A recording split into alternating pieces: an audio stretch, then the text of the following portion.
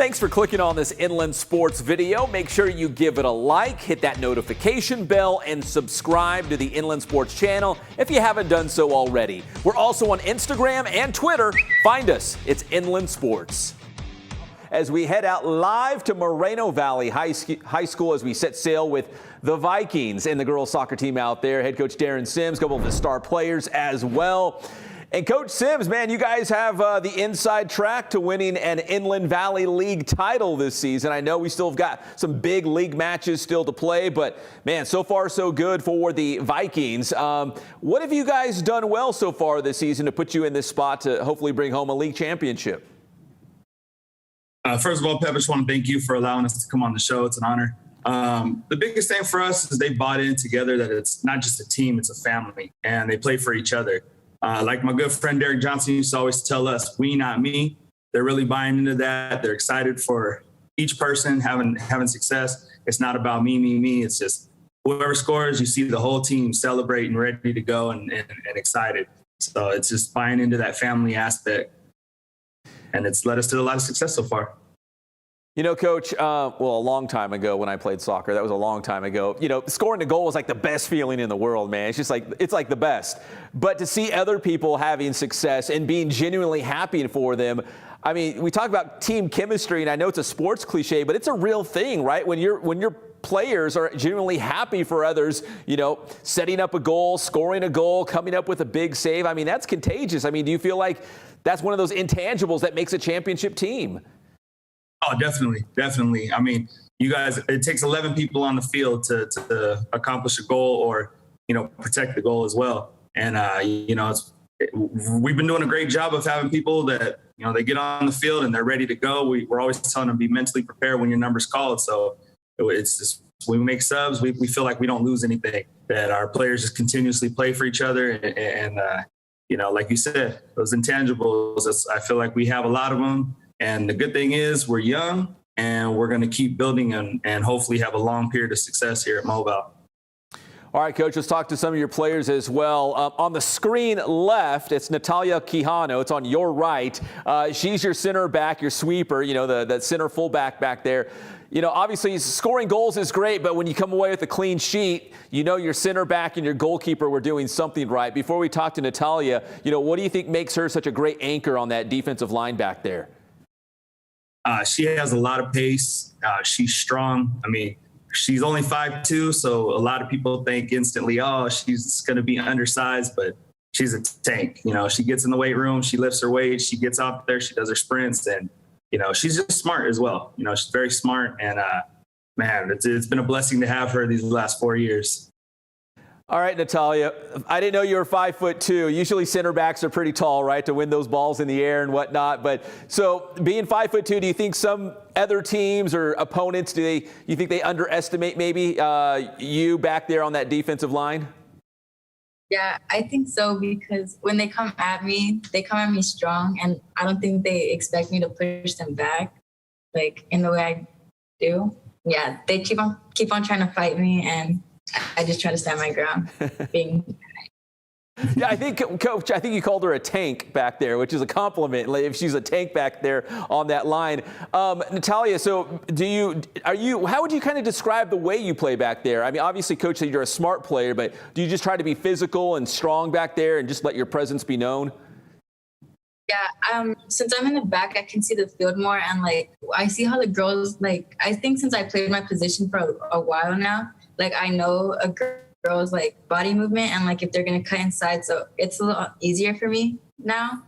So getting to those balls is easier, and especially since I'm not bragging but fast. It's easier for me, and it's harder for the striker because there's not really a lot of strikers that I came against that can beat me in a way. Yeah, you got to have speed on that back line. You don't want to get beat and put your goalkeeper in a bad position. Natalia, when you guys come away with a shutout victory, obviously it looks good on the goalkeeper, but it looks good on the whole defense. What does it mean to you when you guys were able to get shutout wins? I'm really proud of the defense because we worked really hard, even getting pushed around and then helping each other, having each other's backs. that's one thing I like about the defense is that we're always going back to help each other, even if it's the left side coming all the way to the right side helping out. All right, I'm going to ask Melanie the same question, but Natalia, I'll wrap it up with this for you. Is how did you get started in soccer? Did you have siblings who played? Did your parents just kind of encourage you? Did you always love it? Like, how did you get your start? My brother always pushed me. Like when I was younger, he played a lot and I would just go with him because I didn't really like the girly stuff that much at that age. And then I just went with my brother a lot. And then he's really the one that motivated me to play. And then ever since then, I've always played. And I was like 5. So ever since then, I just always played. Did you think maybe playing against your brother or with your brother, do you think it kind of made you a tougher soccer player? Oh, yeah. He would push me to the floor and tell me to get back up. That's a red card. Come on, throw him out of here. Come on. All right, Natalia, good work there. Let me go over to Melanie Gonzalez. She is a center mid for Moreno Valley High School. And Melanie, same thing. Like, how did you get your start in soccer? Well, like my brother started playing since he was like really little, and I like enjoyed it. But I started like a few years ago, like 3, and I really liked it, so I continued. So as a center mid, I mean, kind of everything goes through you. You're helping out on defense, you're helping out on offense and moving the ball forward. And that's a lot of running. If people aren't familiar with soccer, that's a lot of running being in the midfield. What do you enjoy most about being in the midfield for the Vikings? I love creating plays and like also like dropping down and helping my defense. But mainly like if I have an opportunity to score, like I'll take it. And that's what I really like. All right, so Melanie, let's see. Jessica Menchaca has 8 goals. Alondra Ruiz, 6 goals, 7 assists. When you're able to set up Alondra or Jessica for a goal, we talk about scoring a goal is the best feeling in the world, but when you can set them up and set them up for an easy goal, what's that like being that center mid, knowing that, hey, I had a part in that? I feel like it motivates me because like that's like a really big part to set them up. I feel like it's more important, like the play, than like for me the play is more important than the goal. I'm right with you too. In fact, I had a soccer coach who said, most passes, it's not the person who's making the pass who's doing a bad pass. It's the person on the other end who didn't get open or ran to the right spot. So anyways, I could go on and on with soccer analogies. But Melanie, let me ask you as well. You guys are in the hunt for the league title. In fact, you're in the driver's seat. If you guys control your own destiny, you can win the league championship. What would it mean to you and the team to maybe win a league championship this season? I feel like it would be really nice, like, and cool because like we work together all the time, and that's really important. And like for us to win, like it would mean a lot to me. That's been like my goal this season. And you guys are almost there. I know we got some big matches still coming up, but you guys are almost there. Let me go back to Coach Sims here. Coach, so let's see. Even with the Elsinore game last night, which was a 0-0 draw, you've outscored your league opponents 9-1 so far. We talked about the defense, the great goalkeeping. If you were going to describe the way you guys play or the way you want to play against other teams, is it more low scoring, possession, play defense? I mean, how would you kind of describe your style of soccer? I mean, we try to blend everything together. We're always trying to possess the ball, create space, force defenses to get out of their comfort zone. We tell these girls, I have great assistant coaches and Coach Mo and Coach Jax as well. And we're always stressing, hey, create space, get depth, pull them out of position, force them to make a decision. And I feel like we've done a fairly good job of that so far. Coach, between your team and Moreno Valley girls basketball, too, you guys are having like great seasons. There's going to be like a ton of league title banners in the gym if you guys play your cards right. That's the plan. Coach Larry and I, we've made a point to make sure the teams are together and really have a lot of school pride, and boys basketball, boys soccer supporting as well. We're all doing like a well-oiled machine right now, and all the winter sports are backing each other up, and you see the support on Instagram and at the school, and it's a beautiful thing.